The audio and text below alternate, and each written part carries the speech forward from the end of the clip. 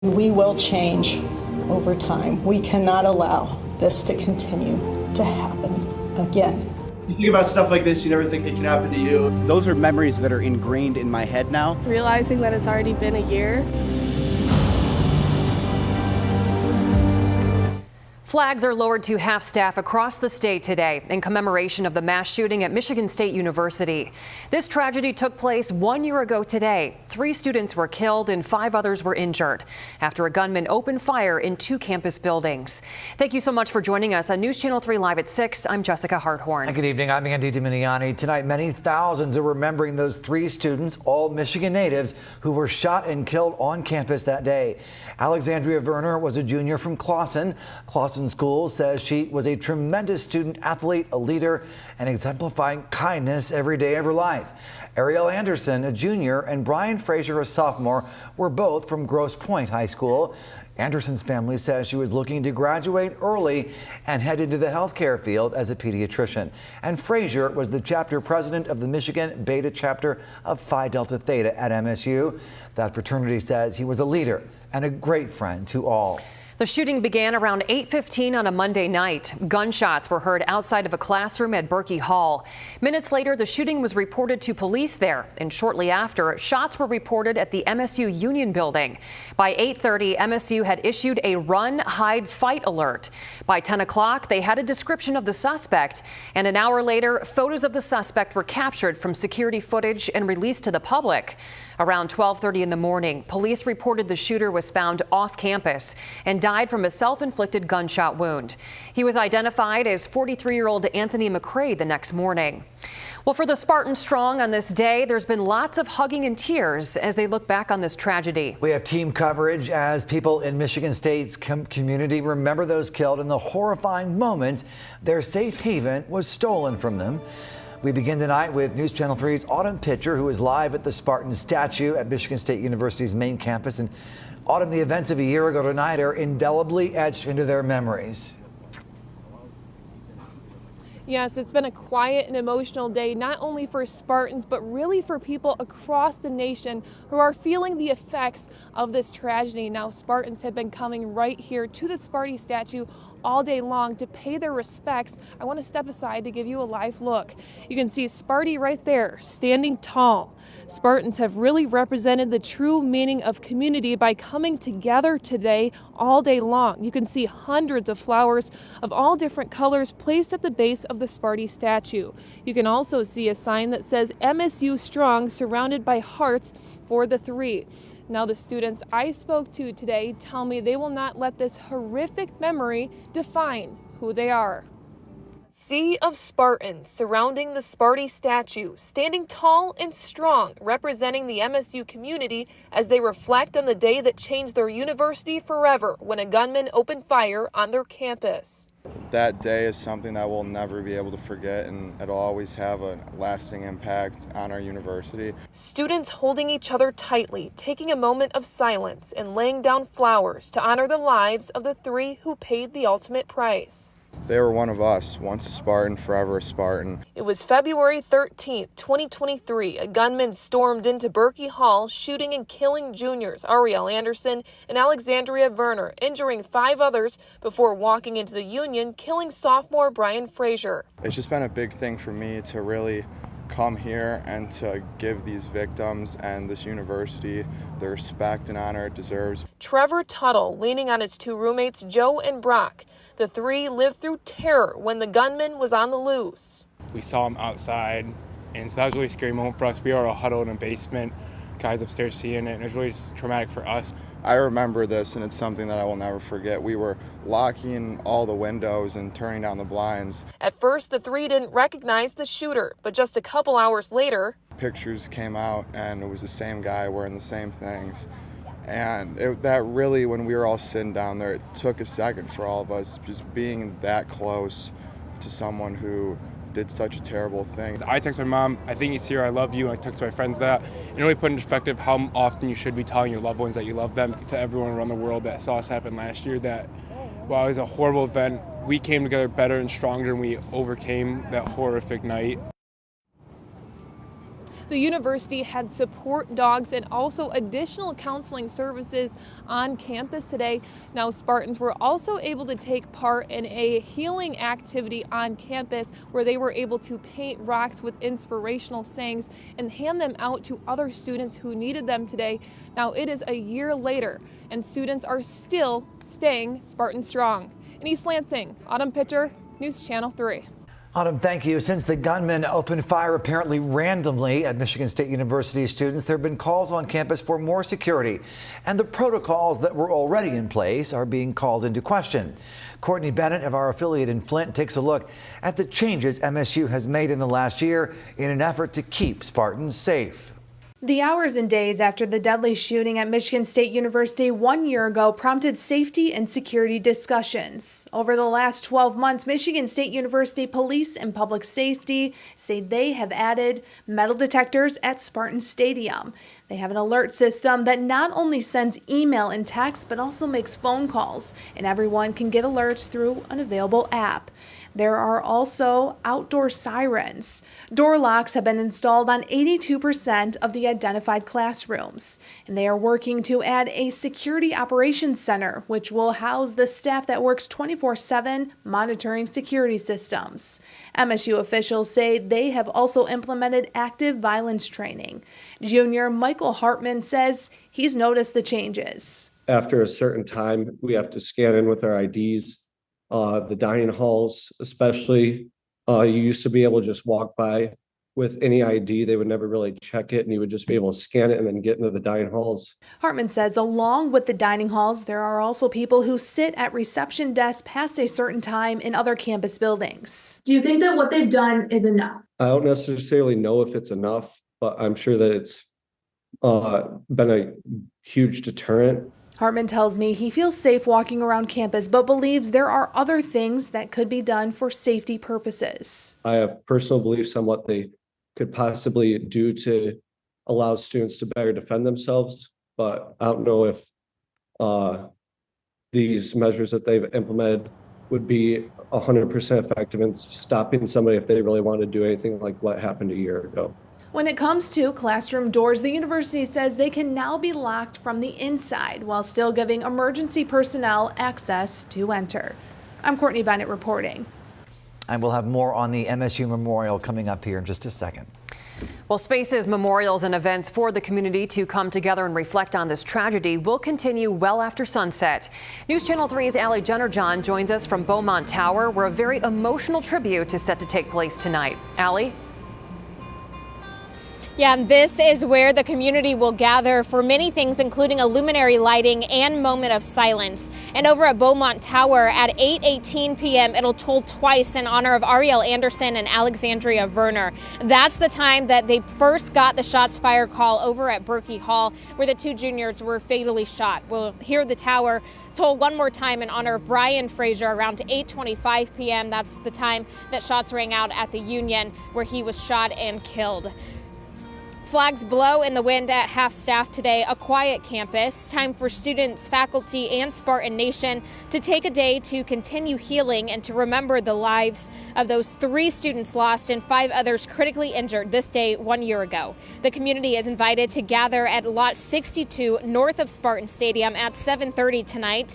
The university says it'll provide a space for people to share in a community art creation, speak with one another, and provide feedback around their permanent memorial planning efforts.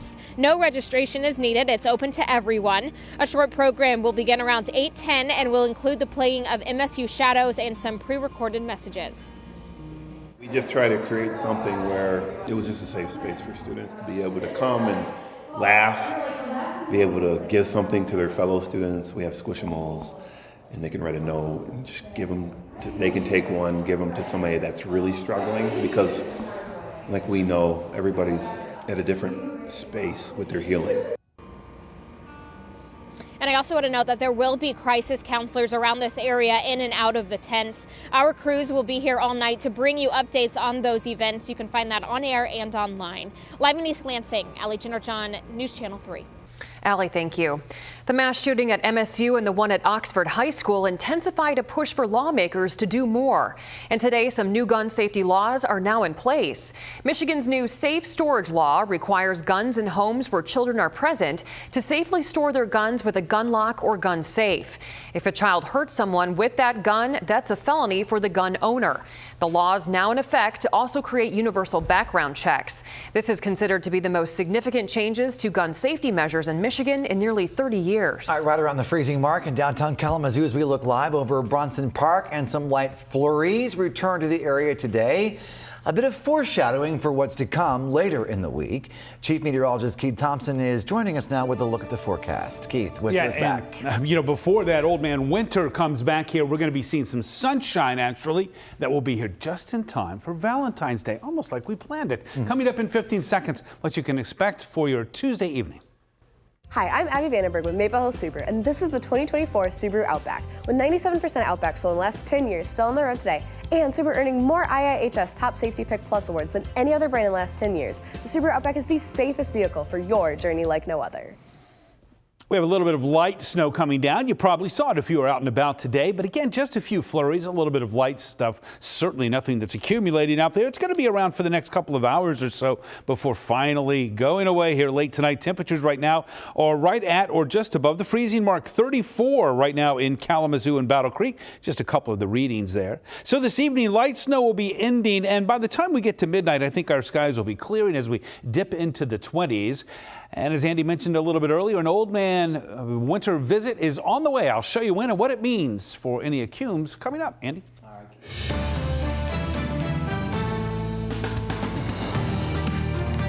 New at 6, we are now 2 weeks before Election Day for the presidential primary here in our state. And according to new data from the Michigan Secretary of State, we're seeing a dramatic increase in the number of ballots already cast. More than 600,000 votes have already been coming in. That's a 67% increase over 2020.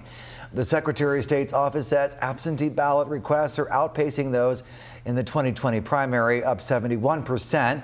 If you still need to register to vote or update your voter registration, you have to do it in person. To do so, just head to an early voting site beginning Saturday, or you can do so at your polling place up till 8 p.m. on election night itself. The Portage Public Schools Board of Trustees pushes back, asking voters to renew a building site and sinking fund millage. The PPS Building Site and Sinking Fund has been supported by taxpayers for nearly 60 years with renewals, typically on the May ballot. However, this year it would have been the only thing on the ballot, costing PPS about $100,000. The district will instead vote on the millage in August to avoid that big cost. The Building Site and Sinking Fund is a millage levy to support things like school safety, building repairs, transportation, and technology. Well, snowy and cold Michigan winters usually push a major project into the spring months. Tonight, why the city of Kalamazoo says they're getting a head start on it this year. And January's inflation report is out, and it's not what economists expected. The impact this is having on Wall Street tonight. We say hello to Battle Creek, where skies are still mainly cloudy. We'll see some clearing coming up later on tonight, but we have some wintry weather on the way. I'm tracking that coming up.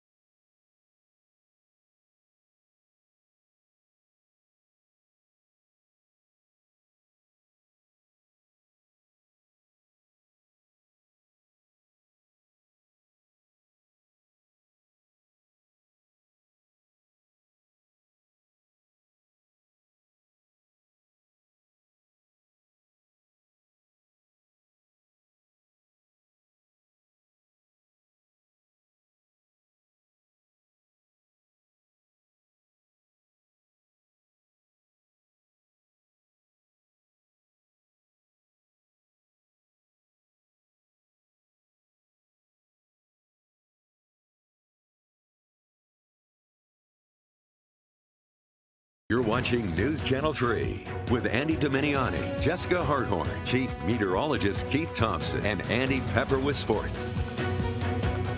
Welcome back to News Channel 3 live at 6. While the Northeast is buried in snow tonight, crews in Kalamazoo are getting an early jump on pothole repairs. Pretty unusual, all because of the mild winter we've had the last few weeks. They've been out working during the overnight hours on usually very busy streets like Drake Road and Stadium Drive when there's not much traffic overnight.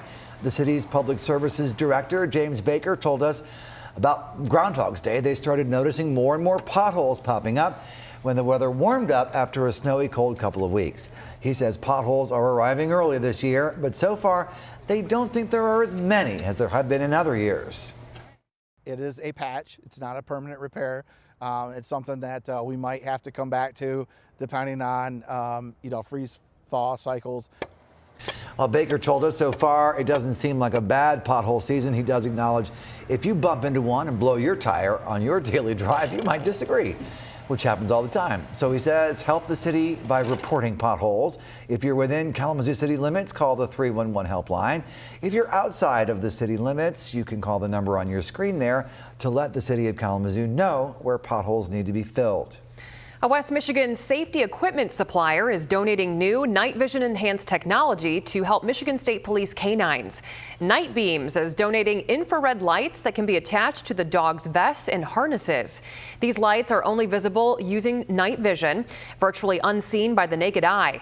Night Beams founder and president Michael Alexander ordered those lights and gave them to the department today. MSP Trooper Andrew Dayfield says that these lights will make their jobs easier when they deal with nighttime or dark area situations. When you start a track or a missing person search, anything like that, you will be able to see the infrared beam flashing as the canine's moving around in front of you. Alexander purchased infrared beacon lights for all canine units across the state. He believes law enforcement officers don't receive enough public support and says he wanted to do his part. January's inflation report is just out tonight, and while it is down, it did not go down as much as economists had predicted. Gas prices are down from last year, and the fuel used to heat our homes is also getting cheaper. That's helping to drive down inflation from 3.4% to 3.1%. But housing costs are a big reason why prices didn't sink further. Rent is up more than 6% over last year. CBS News business analyst Jill Schlesinger says the Federal Reserve will likely keep interest rates high until prices show some more improvement. Until the Fed sees that inflation is moving closer to their 2% target, I don't think that they are going to see that there's any reason to cut interest rates. And this chronic inflation problem is causing more problems on Wall Street. U.S. stocks fell sharply today with the S&P 500 tumbling 1.4%.